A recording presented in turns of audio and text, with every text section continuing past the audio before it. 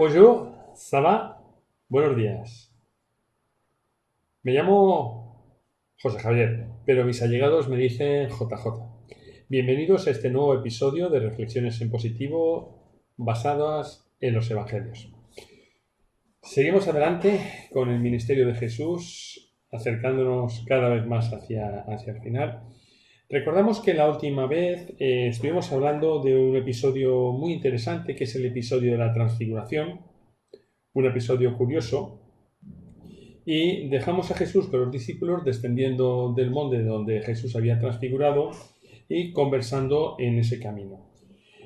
Bajan el monte y llegan entonces a una población donde Jesús y los 3 discípulos que lo acompañan encuentran al resto de los discípulos y a un montón de gente que estaban discutiendo entre sí. El relato lo encontramos en Marcos capítulo 9 del versículo del 14 al 29. También lo comenta Mateo, también lo comenta Lucas, pero Marcos le va a dar muchos más detalles a este episodio, detalles que yo creo que son muy importantes para poder entender el mismo. Y sin los mismos, el texto pierde muchísimo en riqueza. Dice en Marcos capítulo 9, versículo 14, cuando llegó a donde estaban los discípulos, el resto que se habían quedado sin subir al monte, vio una gran multitud alrededor de ellos, y escribas que disputaban con ellos. Y enseguida toda la gente viéndole se asombró, y corrieron a él y le saludaron. Jesús baja del monte, se encuentra a sus discípulos discutiendo con un montón de gente y sobre todo con los escribas, con los fariseos. Esta gente no perdía momento para poder acusar a Jesús, querían trampearlo, querían encontrar cualquier indicio que les sirviera para llevarlo a juzgar. Y ahora estaban discutiendo con los discípulos. Debía ser una discusión fuerte, potente, y Jesús se los encuentra de esta manera. Dice que cuando la gente ve que Jesús se acerca, se asombraron. ¿Por qué se asombran de ver a Jesús? Es la primera vez que nos mencionan que se asombran. Una cosa es que se alegren, otra cosa es que se llenen de admiración, pero se asombran. ¿Por qué?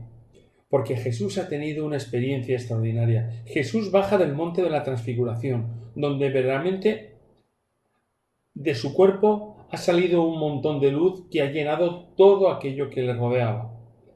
Ese fulgor, ese resplandor, esa gloria que emanaba de él, sigue quedando en su cuerpo. Y la gente cuando lo ve llegar, ve aún esa gloria que tenía en el monte. Por eso se asombran, por eso se quedan verdaderamente un poquito expectantes, no por su llegada, sino por cómo llega. Y dice que la gente corrió hacia él y entonces Jesús les pregunta, ¿qué disputáis con ellos? La pregunta no sabemos si se pudiera dirigir a los discípulos que le dice ¿qué discutís con los escribas y fariseos? O a los fariseos diciéndole ¿qué discutís con mis discípulos? Yo entiendo que Jesús lanza la pregunta a los escribas y a los fariseos para echar un capote a sus discípulos. Era una discusión acalorada y Jesús va y les pregunta ¿qué estáis discutiendo? ¿Por qué los estáis molestando? ¿Qué es lo que ocurre? Y nos comenta el texto que entonces respondiendo uno de la multitud dijo, Maestro, traje a ti a mi hijo, que tiene un espíritu mudo. En Lucas se nos comenta que era el hijo único que tenía. Lucas añade este detalle importante. Y este personaje sigue diciendo, el cual donde quiera que le toma, lo sacude y echa espumarajos, y cruje los dientes, y se va secando. Dice Mateo que el espíritu este lo dejaba molido, lo dejaba deshecho cada vez que actuaba dentro de este muchacho. Y dije a tus discípulos que lo echasen fuera y no pudieron. Aquí vemos ya el porqué de la controversia entre los fariseos y entre los discípulos. Este hombre que tenía un hijo poseído por un demonio, que debía ser un sufrimiento indescriptible para el padre ver a su hijo en esa circunstancia echando espumarajos, sacudido, tirado por el suelo, como dice que quedaba molido después de cada intervención demoníaca. Este hombre acude a los discípulos para pedir que le ayuden. Recordamos que ya Jesús les dio poder a los discípulos para curar y predicar en su nombre. Cuando vuelven de la predicación, se asombran los discípulos y le cuentan a Jesús los grandes milagros y los extraordinarios hechos que han acontecido.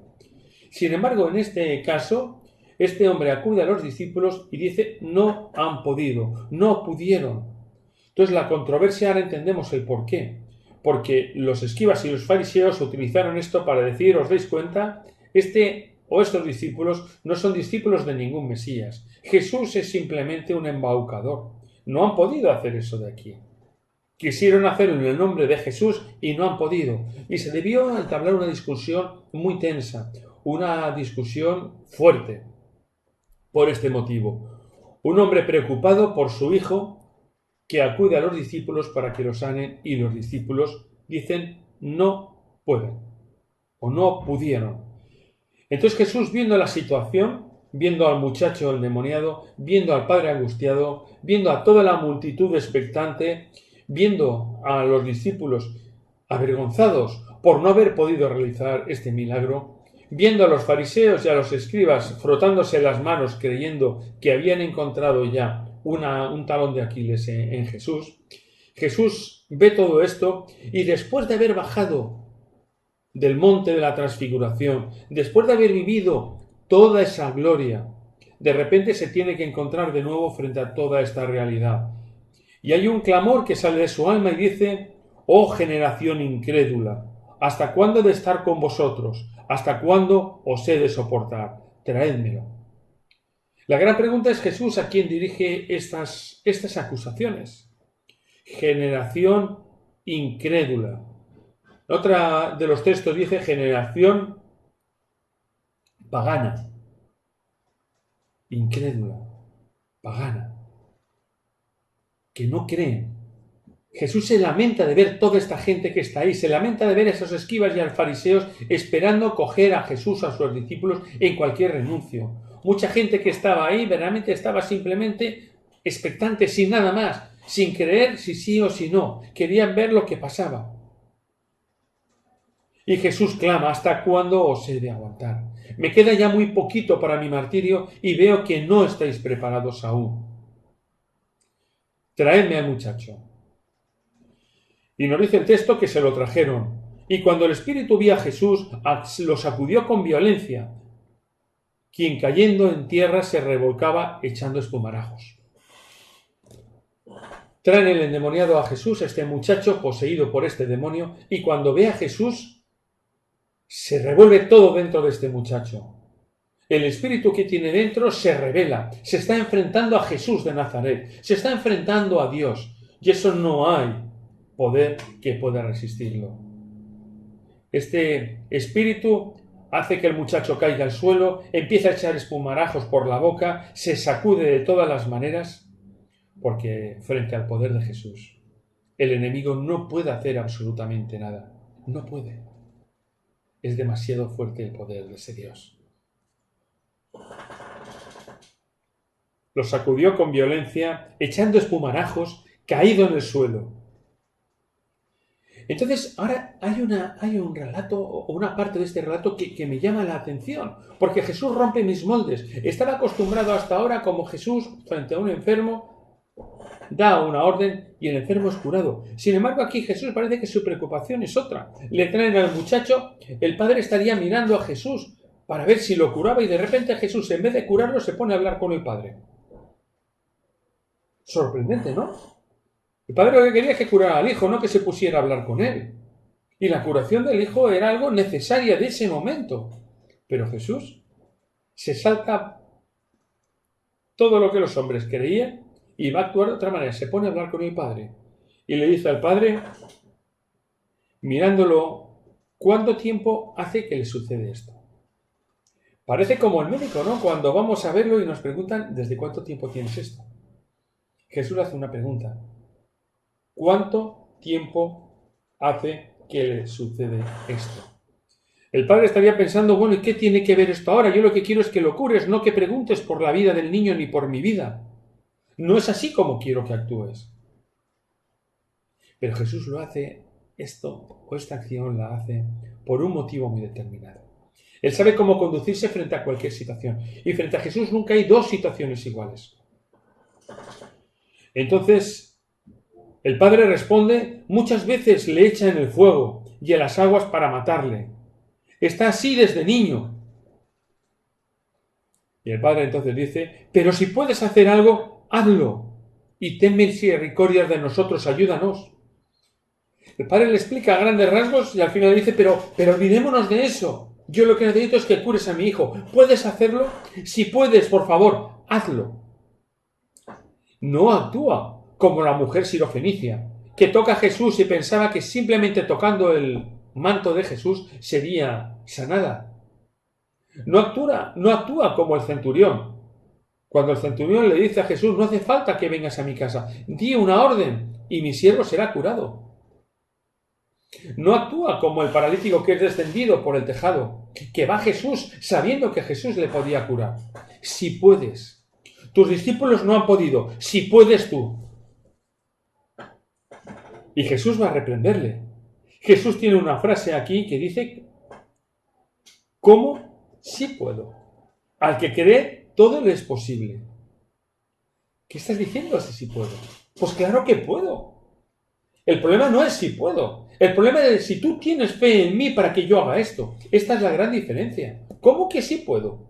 ¿De qué estamos hablando? ¿Cuál es tu fe? ¿Tienes fe para que esto suceda?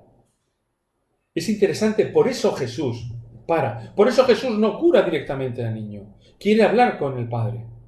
Y quiere hacerle ver que debe confiar en Jesús. No se trata de hacer un milagro bonito, hermoso, maravilloso, y ya está. Jesús quería que el Padre se diera cuenta de la necesidad de fe que tenía Jesús. ¿Cómo que si crees?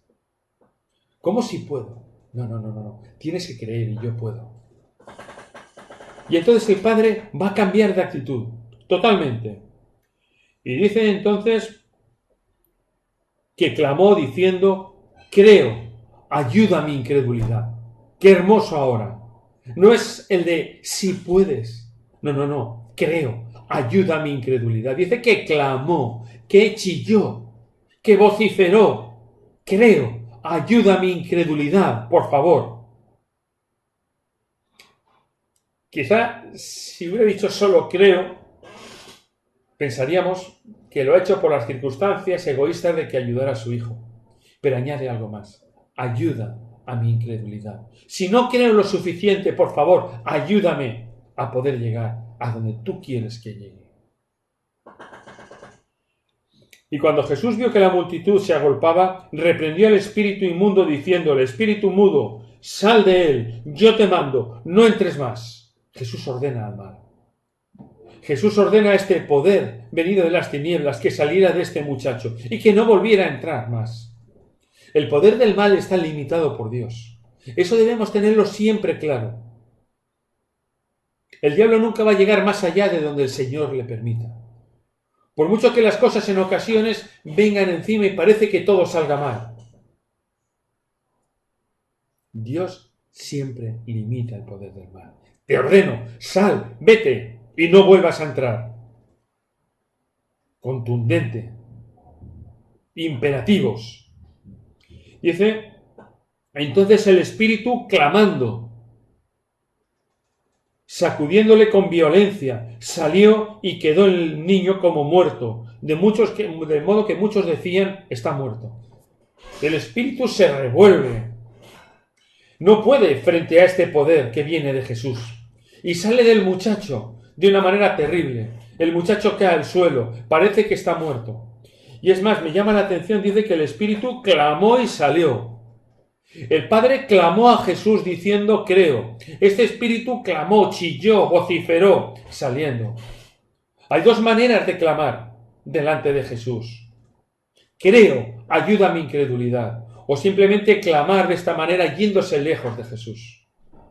Jesús la que quiere es la primera, que clamemos, que roguemos, que imploremos. El demonio sale clamando y todo el mundo cree que está muerto, pero Jesús, tomándole de la mano, lo enderezó y se levantó. Otra vez Jesús toma de la mano. ¿Recordáis? Como a los discípulos el día anterior les había tocado en el hombro y les dijo, levantaos, no temáis. ¿Cuántas veces Jesús toca? Jesús es el Dios cercano. Jesús es el Dios del contacto. Dice que lo tomó, lo levantó de la mano y lo puso de pie. ¡Qué hermoso! No solo hace el milagro y se va, lo coge de la mano y lo levanta. Así. Extraordinario. Me imagino la alegría del Padre, me imagino la sorpresa de todo el mundo que estaba rodeándolo, me imagino la ira de los escribas y los fariseos viendo que Jesús nuevamente les había ganado la partida y habían visto cómo Jesús había hecho un milagro. Y es muy interesante entonces que después de esta escena todo el mundo se va, los discípulos quedan a solas con Jesús y le dicen, Señor, ¿por qué nosotros no pudimos? Si lo habíamos hecho en otras ocasiones, habíamos sanado, habíamos curado. ¿Por qué ahora no hemos podido? ¿Qué ha pasado? ¿Qué ha cambiado? ¿Qué hay diferente, Señor? Y Jesús les dijo, este género con nada no puede salir más que con oración. Me gusta mucho cómo es traducido este género en otras versiones. Hay una versión católica que dice, esta ralea. Era la primera vez que oía yo esta palabra. Esta casta, este género de personas diferentes, solo pueden realizar estos milagros por medio de la oración. Y ser de esta especie especial no es estar 5 minutos con Jesús y orar y poder hacer un milagro, sino poder seguir haciéndolo cada día. Y Jesús lo que está buscando es una ralea especial, una casta especial, un género de personas que estén continuamente con Él vinculado por la oración. Sin la oración no hay poder. Y es lo que les dice Jesús. Solo puede ser hecho por la oración, por nada más. Este género, esta casta, esta ralea, ¿a qué género pertenecemos nosotros? ¿Al que ora cada momento y está acogido a Jesús? ¿O aquel que ora en un momento dado y estamos aquí arriba y en otro que estamos aquí abajo? ¿O aquel que va siguiendo una línea continua así? La vida con Jesús a veces es así, es cierto, pero lo importante es seguir creciendo con Él. Este género, esta raza, solo puede salir con oración. Hermoso relato. Donde lo importante no es que Jesús cura, que es maravilloso y extraordinario. Creo que en el relato lo verdaderamente extraordinario es cómo reacciona y cómo actúa Jesús con el Padre. Si crees, todo es posible. Todo esto solo puede salir con oración. Que el Señor os bendiga. Orad, buscad a Jesús, pedidle, y veréis cuántas cosas extraordinarias ocurren en vuestra vida. Porque con Jesús al lado puede haber momentos difíciles, pero Jesús ordena al poder del mal. Sal de él y no vuelvas más, porque yo ahora estoy aquí. Bendiciones. Sigo disfrutando de este pasaje.